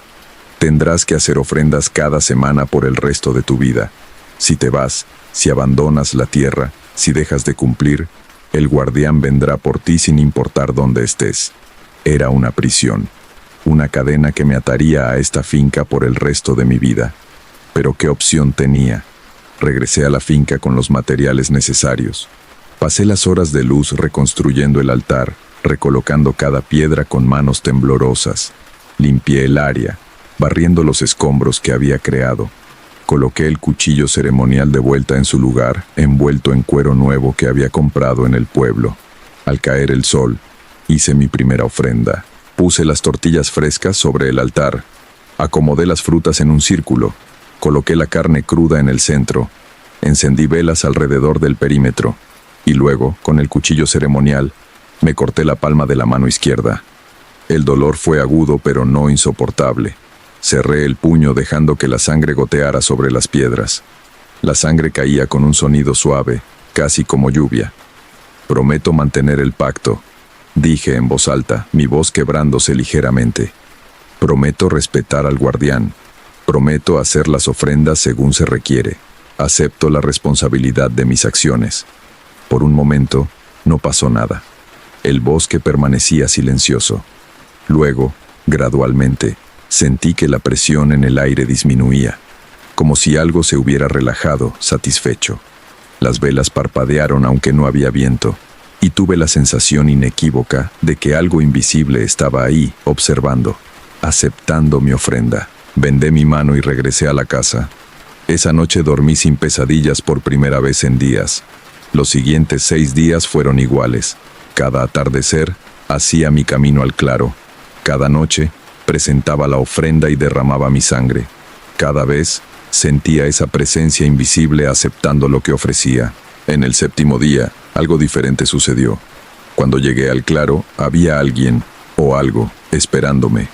Era la figura alta y delgada de mis pesadillas, de pie junto al altar. En la luz del atardecer, podía verla más claramente. Su piel era gris como ceniza. Sus brazos y piernas eran grotescamente largos, con articulaciones que se doblaban en lugares incorrectos. Y su rostro era una superficie lisa y sin rasgos, exactamente como lo había visto en mis sueños. El guardián, Me paralicé, incapaz de moverme o hablar. La criatura me observaba, si es que observar era la palabra correcta considerando que no tenía ojos. Luego, lentamente, levantó una de sus manos. Tenía dedos increíblemente largos que terminaban en garras curvadas. Señaló el altar. Luego me señaló a mí. El mensaje era claro. Completa la ofrenda final. Con manos temblorosas, coloqué la comida sobre el altar. Encendí las velas. Tomé el cuchillo y me corté la palma, la derecha esta vez, ya que la izquierda aún estaba sanando de los cortes anteriores. La sangre cayó sobre las piedras. El guardián se inclinó hacia adelante, acercando esa cara sin rostro a las gotas de sangre, y lo juro, vi cómo las gotas desaparecían, absorbidas por algo invisible. Cuando terminó de alimentarse, la criatura se enderezó. Levantó una mano y tocó mi frente con un dedo. El contacto fue helado, como tocar hielo seco. Y en ese momento, sentí algo entrando en mi mente. Conocimiento, comprensión, imágenes de siglos pasados, de generaciones de mi familia manteniendo este pacto, de las consecuencias terribles cuando alguien lo rompía. Vi pueblos enteros desaparecidos. Vi campos estériles donde antes había abundancia. Vi personas consumidas, sus vidas drenadas, sus cuerpos encontrados marchitos como plantas sin agua, y entendí. El guardián no era malévolo, era natural, tan natural como un río que necesita lluvia, como un fuego que necesita combustible. Simplemente existía, y su existencia requería sustento. El pacto no era una maldición, era un acuerdo mutuamente beneficioso, protección a cambio de alimento. La criatura retiró su mano de mi frente, luego, sin ningún sonido, simplemente dejó de estar ahí. No se desvaneció ni se alejó caminando. Simplemente se fue. El pacto estaba renovado y yo estaba atado a él para siempre. Eso fue hace 3 años. Todavía vivo en la finca. He abandonado mi carrera como arquitecto. Algunas de mis amistades piensan que estoy loco, que desperdicié mi potencial para vivir como ermitaño en las montañas. Mi familia me visita raramente. Y cuando lo hacen, puedo ver la preocupación en sus ojos. Pero yo estoy bien. Realmente lo estoy. He llegado a entender y, de forma extraña, respetar al guardián. Mantengo las ofrendas fielmente. Una vez a la semana, sin falta, voy al altar al caer el sol. Ya no necesito cortarme. Un simple pinchazo en el dedo es suficiente. Es un ritual, un ritmo que se ha vuelto parte de mi vida. La tierra prospera. Mi pequeño huerto produce más de lo que puedo comer. Los animales son abundantes. Me he vuelto autosuficiente de formas que nunca creí posibles. Y por las noches, cuando camino por el bosque, a veces veo al guardián a la distancia, observando, protegiendo. Ya no le tengo miedo. Hemos llegado a un entendimiento, él y yo. Yo cumplo mi parte del pacto y él cumple la suya. Es un intercambio justo. Pero siempre me pregunto, ¿cuántas otras tierras, cuántos otros lugares en el mundo mantienen pactos similares? ¿Cuántos de nosotros, sin saberlo, vivimos bajo protecciones antiguas compradas con ofrendas que alguien más hace en nuestro nombre? Y me pregunto qué pasará cuando ya no pueda mantener las ofrendas, cuando sea demasiado viejo, cuando muera. ¿Quién tomará mi lugar? ¿Quién heredará este deber? Por ahora no tengo respuestas. Solo sé que cada semana, cuando el sol comienza a ocultarse detrás de las montañas, tomo mi canasta con ofrendas y camino hacia el claro en el bosque. Y que mientras lo haga, mientras mantenga la promesa, estaré seguro. El pacto protege, el pacto exige, el pacto permanece. Y yo soy su guardián tanto como el guardián es el mío. Esa es la historia que Javier me envió. Dice que sigue viviendo en esa finca, cumpliendo el pacto semana tras semana. A veces me envía actualizaciones, contándome sobre su vida allí. Si alguna vez has sentido que hay lugares con sus propias reglas, sus propias leyes que no entendemos, compártelo en los comentarios. Me fascina saber qué experiencias han tenido. Y si este tipo de historias te interesan, suscríbete al canal para escuchar más cada semana. A veces, los pactos antiguos siguen vigentes por buenas razones. Cuídate esta noche y nos escuchamos pronto.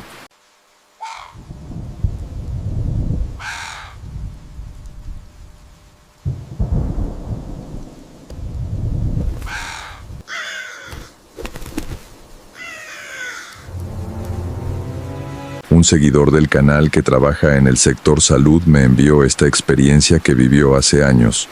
Prefirió no dar su nombre real, así que lo llamaremos Daniel.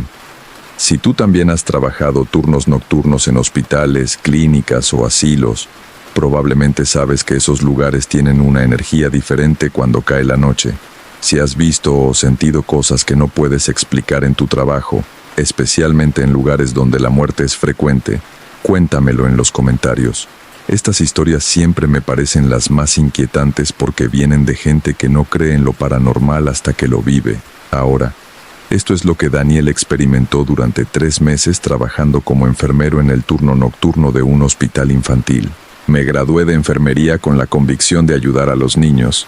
Siempre me llevé bien con ellos, tenía la paciencia que el trabajo requería y sentía que podía hacer una diferencia real en sus vidas durante los momentos más difíciles. Así que cuando me ofrecieron un puesto en el Hospital Infantil San Rafael, lo acepté sin dudarlo. El hospital era viejo, construido en los años 50, había sido renovado parcialmente, pero la estructura original permanecía. Pasillos largos con pisos de baldosas desgastadas, ventanas altas con marcos de metal que crujían con el viento, y ese olor característico de los hospitales antiguos, desinfectante mezclado con algo más, algo que el tiempo deja en las paredes.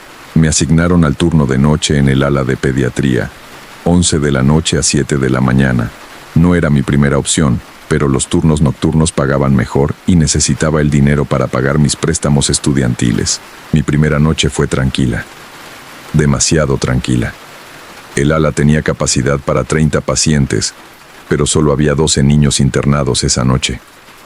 La mayoría dormían profundamente, sedados o simplemente exhaustos por sus tratamientos. Recorría los pasillos cada hora, revisando monitores, ajustando sueros, asegurándome de que todos estuvieran estables. La enfermera que me entrenó esa primera semana se llamaba Rosa. Tenía casi 60 años y llevaba trabajando en ese hospital desde que se inauguró. Era profesional, eficiente, pero había algo en ella, una tensión, como si estuviera constantemente alerta. Hay reglas para el turno de noche, me dijo durante mi segunda noche. No escritas, pero importantes. ¿Qué tipo de reglas?, pregunté pensando que hablaría sobre procedimientos médicos. Nunca dejes sola a la habitación 307. Si un paciente está allí, revísalo con más frecuencia de lo normal, cada media hora si es posible. ¿Por qué?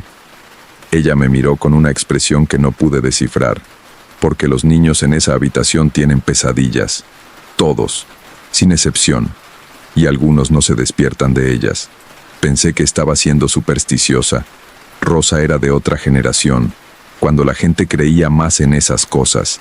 Pero era mi supervisora, así que asentí. Otra cosa, continuó. Si escuchas a un niño llorando en el pasillo, verifica primero en las habitaciones. Si todos los niños están dormidos y el llanto continúa, ignóralo, no lo busques. ¿Qué? ¿Por qué no? Porque no encontrarás un niño, y lo que sí encuentres es mejor dejarlo en paz. Me reí incómodamente. Está bromeando, ¿verdad? Ella no sonrió. Ojalá estuviera bromeando, Daniel. Llevo 32 años trabajando aquí. He visto cosas. He aprendido que hay pacientes vivos y hay otros. Y durante la noche, a veces es difícil distinguirlos. No supe qué responder a eso.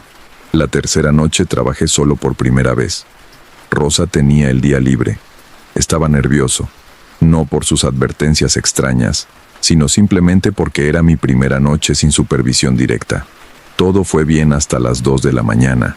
Estaba en la estación de enfermería, actualizando registros en la computadora, cuando escuché el llanto. Era suave, amortiguado, como si viniera de lejos. Un niño pequeño, no más de 4 o 5 años por el tono. Me levanté inmediatamente. Revisé el panel de monitoreo que mostraba qué habitaciones tenían pacientes. Luego caminé por el pasillo, verificando cada habitación una por una. Todos los niños estaban dormidos, profundamente. Algunos con monitores cardíacos que mostraban ritmos estables y tranquilos. Ninguno lloraba, pero el llanto continuaba. Venía del pasillo, más específicamente, del final del pasillo, donde estaba la habitación 307. Recordé las palabras de Rosa.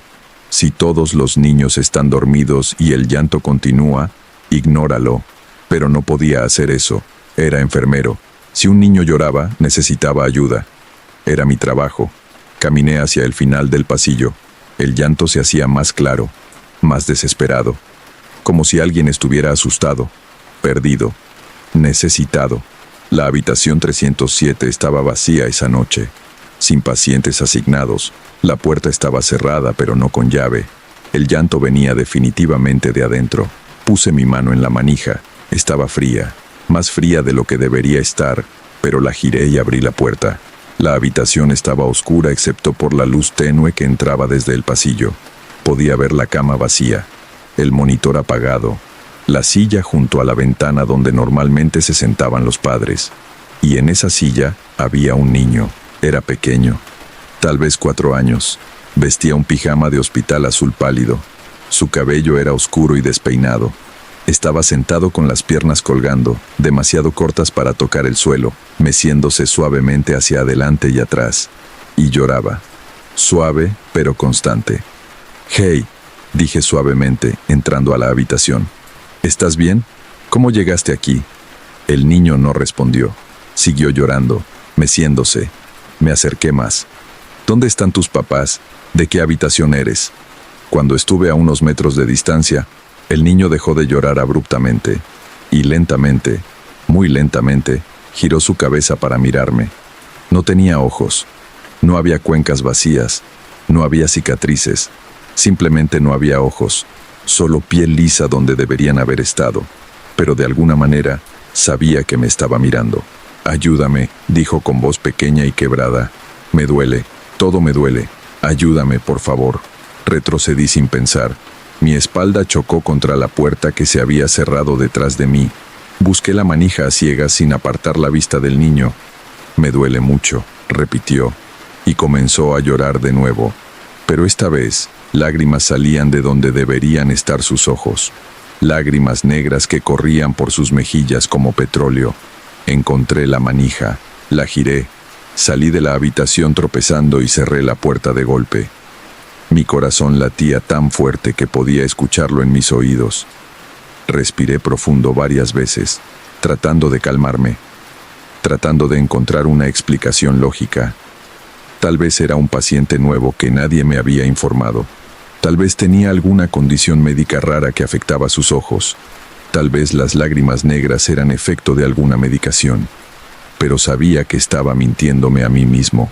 Volví corriendo a la estación de enfermería y revisé todos los registros. No había ningún paciente de 4 años internado en todo el ala. Ninguno. Miré hacia el pasillo, hacia la puerta cerrada de la habitación 307. El llanto había cesado. No dormí el resto de esa noche. Me quedé en la estación de enfermería, haciendo rondas cada 20 minutos, pero evitando acercarme demasiado a la 307. A la mañana siguiente, cuando Rosa llegó para el cambio de turno, debí verme terrible porque lo primero que preguntó fue: «¿Lo viste?». No tenía sentido mentir. Había un niño en la 307, pero no tenía ojos, terminó ella. «Lo sé, lo he visto 3 veces en todos estos años, siempre en esa habitación, siempre llorando, siempre pidiendo ayuda». «¿Quién es?». Rosa suspiró y se sirvió café antes de responder. «Hace 30 años, antes de que pusieran las nuevas regulaciones de seguridad, hubo un incendio en este hospital. Fue en la noche. Un cortocircuito en el ala de pediatría. Se propagó rápido. Evacuamos a la mayoría de los niños, pero había un niño en la habitación 307. Tenía 4 años. Estaba en tratamiento por cáncer, muy débil. No podía caminar sin ayuda. Se detuvo para tomar un sorbo de café. Sus manos temblaban ligeramente. El humo era denso. Las enfermeras de turno no podían ver. Cuando finalmente controlaron el fuego y volvieron a buscar, lo encontraron, aún en su cama. El humo lo había asfixiado, pero antes de morir el calor intenso le quemó los ojos. Cuando lo encontraron, estaba llorando lágrimas de sangre mezcladas con otros fluidos. Sentí náuseas.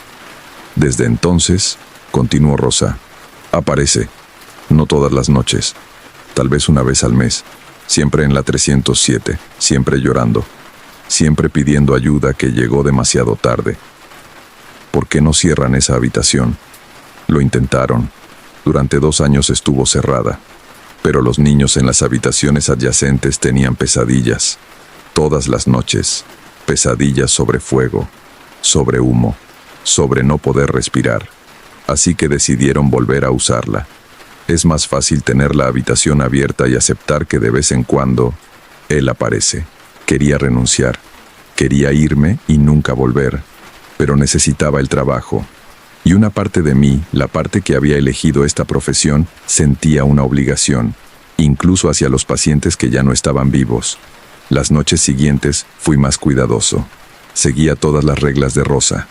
Revisaba la 307 con frecuencia cuando había pacientes allí, y cuando estaba vacía, la evitaba completamente. Pero había otras cosas, cosas que Rosa no había mencionado. A veces, cuando caminaba por el pasillo oscuro a las 3 de la mañana, escuchaba pasos detrás de mí, pequeños, ligeros, pasos de niño, pero cuando me giraba, no había nadie. Otras veces, las luces parpadeaban en secuencia, como si algo invisible caminara por el pasillo, haciendo que cada luz fallara momentáneamente a su paso. Y había momentos en que sentía una presencia, alguien parado justo detrás de mi hombro, tan cerca que podía sentir su respiración, pero cuando miraba, estaba solo. Un día le pregunté a Rosa si había otros pacientes como el niño de la 307. Ella me miró por largo rato antes de responder. Daniel, este hospital tiene casi 70 años. En ese tiempo han muerto cientos de niños aquí. La mayoría encuentra paz, se van, pero algunos se quedan. Los que murieron asustados, los que murieron solos, los que murieron sin entender qué les pasaba. Esos se quedan. ¿Cuántos?, susurré. No lo sé exactamente, pero en este ala durante la noche nunca estamos realmente solos. Hay al menos 5 que sé con certeza que permanecen. El niño de la 307 es el más visible, pero hay otros. ¿Quiénes? Está la niña del baño. Si entras al baño de mujeres del segundo piso después de las 2 de la mañana, a veces la ves, parada frente al espejo, peinándose el cabello largo. Si la miras directamente, desaparece, pero si la ignoras y usas el baño normalmente, se queda allí, cepillando, nunca termina. Rosa parecía estar recordando algo doloroso. Luego está el niño que corre. No sabemos su historia, pero a veces, cerca de las 4 de la mañana, escuchas pasos corriendo por el pasillo, como si alguien estuviera jugando o huyendo. Los pasos van de un extremo al otro, una y otra vez, durante exactamente 15 minutos, y luego paran. ¿Y los otros? Hay gemelos, un niño y una niña, tal vez 7 u 8 años. Los he visto 2 veces. Siempre están juntos, siempre tomados de la mano. Caminan por el pasillo mirando dentro de cada habitación, como si buscaran algo, o a alguien. Nunca entran a las habitaciones, solo miran, y luego siguen caminando hasta desaparecer al final del pasillo. Tomó un respiro profundo antes de continuar. Y está el bebé. Ese es el peor. A veces escuchas un bebé llorando en la sala de neonatología vacía. No deberías entrar cuando escuches eso. Nunca encontrarás al bebé. Pero si entras y buscas demasiado tiempo, dicen que algo más te encuentra a ti. Algo que no es un bebé. Algo que solo usa ese sonido para atraer gente. Me estremecí. ¿Cómo pueden trabajar aquí sabiendo todo esto? Rosa me sonrió con tristeza. Porque alguien tiene que hacerlo. Y porque, a pesar de todo, este es un buen hospital. Salvamos más niños de los que perdemos.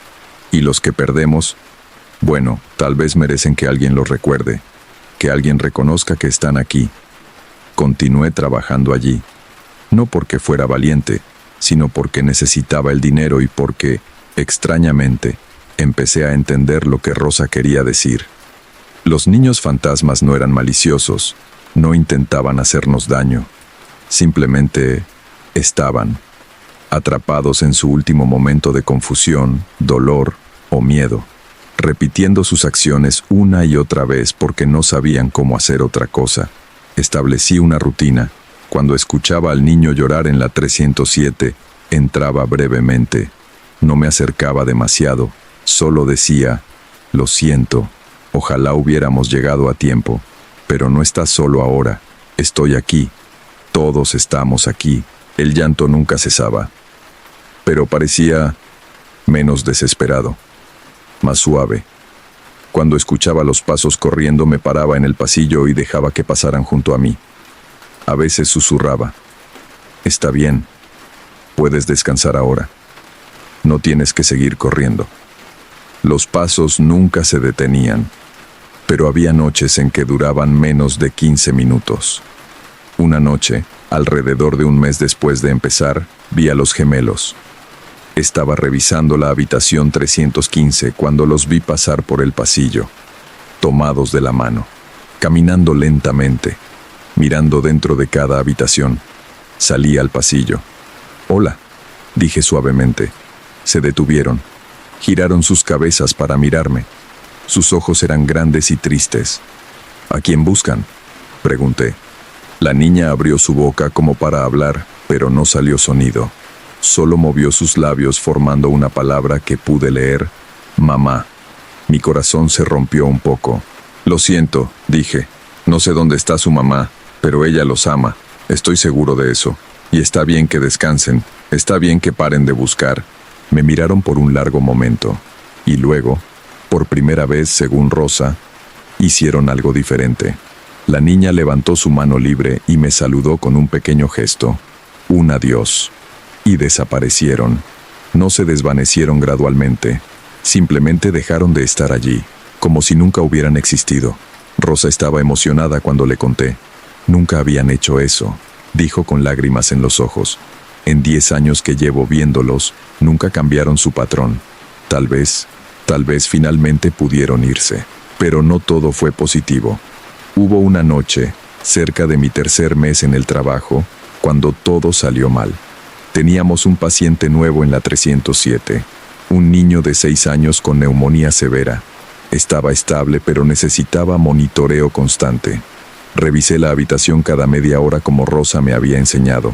A las 3 de la mañana entré para mi ronda de rutina. El niño estaba dormido, conectado a su monitor que pitaba regularmente. Todo normal, pero había algo más en la habitación. En la misma silla donde había visto al niño sin ojos, había una sombra. No era el niño fantasma. Era algo diferente, más grande, más oscuro. Una presencia densa que parecía absorber la luz, y estaba inclinada sobre la cama del paciente, cerca de su rostro, como si estuviera susurrándole algo. El niño en la cama comenzó a moverse, inquieto. Su respiración se aceleró. El monitor pitó más rápido, pero no se despertaba. «No», grité sin pensar. Corrí hacia la cama y me interpuse entre la sombra y el niño. «Déjalo en paz». La temperatura de la habitación cayó drásticamente. Podía ver mi aliento. El monitor comenzó a fallar, pitando erráticamente. La sombra se levantó, creció, se expandió hasta llenar la esquina de la habitación. Y sentí algo, una malevolencia, una intención, no como la tristeza de los niños fantasmas. Esto era otra cosa, algo hambriento, algo que se alimentaba. Busqué desesperadamente algo que hacer, y recordé las palabras de Rosa. «Este es un buen hospital. Salvamos más niños de los que perdemos. No puedes llevártelo», dije, mi voz temblando pero firme. «Este niño va a vivir, va a sanar, va a salir de aquí. No es tu turno, no es tu turno». La sombra pulsó, la habitación vibró, y entonces escuché voces, múltiples voces de niños susurrando al unísono. «No es su turno, no es su turno, no es su turno». Los niños fantasmas, todos ellos, estaban allí. No podía verlos claramente, pero podía sentir su presencia. 5, 10, tal vez más, todos reunidos, todos repitiendo las mismas palabras. La sombra se contrajo, se hizo más pequeña, y con un sonido como aire escapando de un globo, desapareció. La temperatura volvió a la normalidad, el monitor se estabilizó, y el niño en la cama suspiró profundamente y se hundió en un sueño tranquilo. Me dejé caer en la silla temblando. Podía sentir las presencias de los niños fantasmas todavía allí, rodeándome, protegiendo. «Gracias», susurré. No hubo respuesta audible, pero sentí algo, una calidez, una aceptación, y luego ellos también se fueron. A la mañana siguiente, cuando Rosa llegó y le conté lo que había pasado, palideció. Esa sombra, dijo, la he visto antes, pocas veces. Viene cuando un niño está muy débil, muy cerca, intenta acelerar el proceso, llevárselos antes de tiempo. Nunca había visto a los otros fantasmas defenderlos así. ¿Qué es esa cosa? No lo sé. Algo que vive en los hospitales, que se alimenta de la muerte, especialmente de la muerte prematura. Algo que no es humano ni nunca lo fue. Miré hacia la 307. El niño estaba despierto ahora, tomando desayuno, riendo con su madre que había llegado temprano. Viviría. La sombra no se lo había llevado. Trabajé en ese hospital durante 3 meses más. En ese tiempo aprendí los patrones, los horarios, las ubicaciones. Sabía cuándo esperar que el niño de la 307 lloraba cada 12 días, siempre alrededor de las 2 de la mañana. Los pasos corriendo sucedían los martes y jueves a las 4. La niña del espejo aparecía cada noche, consistente y silenciosa. Los gemelos, nunca los volví a ver después de aquella noche. Rosa pensaba que finalmente habían encontrado paz. Yo quería creerlo. Y la sombra apareció 2 veces más. Pero cada vez, cuando me interponía y llamaba a los niños fantasmas, se retiraba. Era como si hubiera un equilibrio. La sombra podía acechar, podía intentar, pero los espíritus de los niños que se quedaron protegían a los que aún vivían. Renuncié después de esos 3 meses. No porque tuviera miedo, no porque no pudiera manejarlo, sino porque me di cuenta de que ese trabajo, ese lugar, requería algo de mí que no estaba preparado para dar a largo plazo. Rosa lo entendió. Este lugar no es para todos, dijo cuando le entregué mi renuncia, y no está mal admitirlo. Has hecho más bien aquí en 3 meses de lo que algunos hacen en años. Los niños, todos los niños, se sienten más seguros cuando estás aquí. ¿Encontrarán a alguien para reemplazarme?, pregunté. Eventualmente, siempre lo hacemos. Este hospital sobrevive porque hay gente dispuesta a trabajar en la oscuridad, literalmente y figurativamente. Mi última noche en el hospital fue tranquila. Hice mis rondas como siempre, revisé cada paciente, me aseguré de que todos estuvieran cómodos y seguros. Cuando llegó mi última hora, caminé por el pasillo vacío una última vez. Me detuve frente a la 307. La puerta estaba abierta. La habitación vacía y oscura. Adiós, dije en voz baja. Siento no poder quedarme más tiempo, pero alguien más vendrá. Alguien que se preocupe. Siempre vendrá alguien. Desde la oscuridad de la habitación escuché un susurro, tan suave que casi lo imaginé.